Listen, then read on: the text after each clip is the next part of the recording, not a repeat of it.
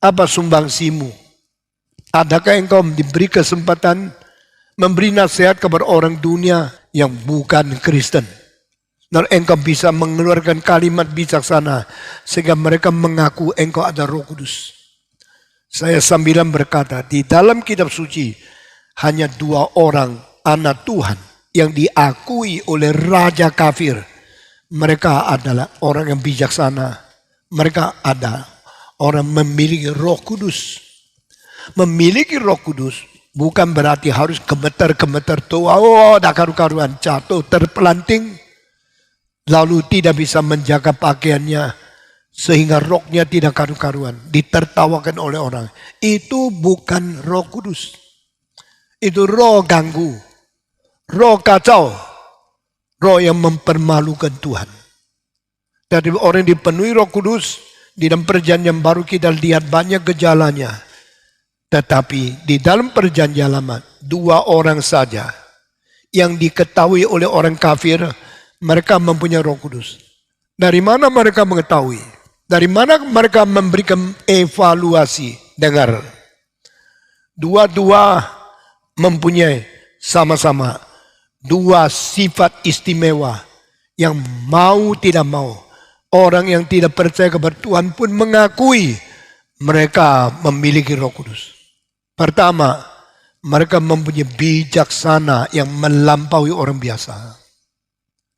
Kalau orang Kristen lebih bodoh, lebih ngawur, lebih sembarangan cara kerjanya, orang mana mau percaya Tuhan? Kalau orang kira engkau bodoh begini, ngawur begini, salah begitu banyak, dan tidak berbijaksana kerja apapun, mereka tidak mau jadi orang Kristen. Saya percaya orang Kristen kalau sungguh-sungguh menjalankan kehendak Tuhan, sungguh-sungguh mempunyai bijaksana surgawi, orang dah Kristen pun mereka akan hormat, mereka appreciate, dan mereka ingin sekali menjadi orang Kristen. Saudara semua tahu Stephen Tong orang paling biasa. Orang tidak pernah sekolah di luar negeri, tidak pernah dapat gelar tinggi. Tetapi saya selama hidup berjuang terus, berpuluh-puluh tahun melayani Tuhan, akhirnya diakui oleh orang kafir. Aku diterima oleh orang bijak, dan aku diberikan 3 gelar doktor dari Filipina dan Amerika. Bukan karena mereka lihat saya punya uang banyak, bukan karena mereka melihat saya titel tinggi, tapi mereka melihat cara hidup saya, cara berjuang untuk iman saya, dan cara bertanggung jawab secara manusia, bikin mereka akhirnya mengakui saya adalah orang yang diberkati oleh Tuhan. Bukan saja demikian, waktu saya mendirikan Reform Institute 21 di Amerika, saya adalah orang Asia yang tidak pernah sekolah di Amerika, adalah orang di gereja yang kecil, tidak ada kekayaan banyak, tapi saya tidak minta uang, tidak cari janji iman, tidak minta bantuan, tidak ada subsidi pemerintah. Dari pelayanan saya kumpulkan uang, saya bantu Amerika.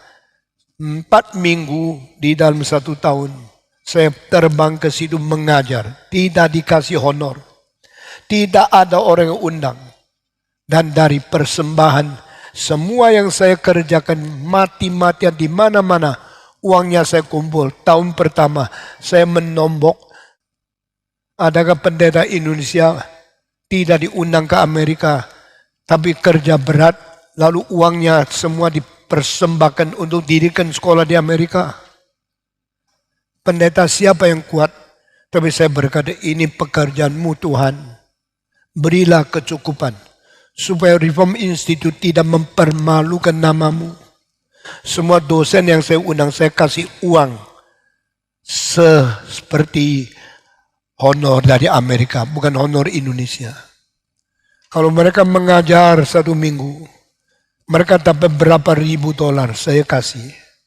Lalu saya memberikan mereka kesempatan nginap di tempat tinggal, makan, honor, semua saya hitung sesuai dengan Amerika. Akhirnya selama 4 minggu 12 dosen. Setiap dosen ada honornya, tinggalnya, dan makannya. Semua saya bayar. Tahun kedua masih ada uang, masih bisa kita terus kerjakan itu sampai 10 tahun. Tahun 1 sampai tahun 5 di Washington DC, kita sewa University of America. Ruangannya, kelasnya, perpustakaannya, dan kita panggil orang yang memberikan makanan dengan kiriman secara setiap kali pagi, siang, sore. Sesuaikan murid-murid yang daftar itu setiap tahun kira-kira hampir 100 lebih. Semua cukup uang. Muridnya ada yang dari Jakarta, ada yang dari Kuala Lumpur, ada yang dari Kuching, ada yang dari Taiwan, ada yang dari New York, ada yang dari Kanada, ada yang dari Los Angeles, ada yang dari San Francisco. Saudara-saudara, saya sudah lewat 1 tahun, 12 mata pelajaran dari 12 profesor dan saya mengajak mereka. Tahun kedua kita melakukan lagi naik harga. Tetapi ada orang di Amerika mulai tersentuh hatinya. Mengatakan saya juga mau memberikan. Sehingga uang lebih enak makin turun. Karena ada banyak orang bukan dirayu, bukan dipaksa, bukan disuruh memberi persembahan. Tapi hanya mereka lihat sendiri, mereka sendiri tergerak membantu. Di dalam sejarah ini pertama pendeta di Indonesia bawa uang dari Indonesia membantu Amerika untuk pelayanan. Ini sangat berbeda dengan pendeta-pendeta lain di Indonesia. Kirim surat minta bantuan Amerika, minta dukungan Belanda, minta pemerintah subsidi. Saya tidak. Saya seumur hidup tidak pernah pergi rumah orang kaya minta bantuan. Saya tidak minta tulis surat Amerika subsidi. Tidak minta pemerintah kasih tanah kita bangun gereja. I never did it even once. Saya cuma tahunya, my God is true God. My God is living God. My God can supply everything I need if I am doing all for His own glory.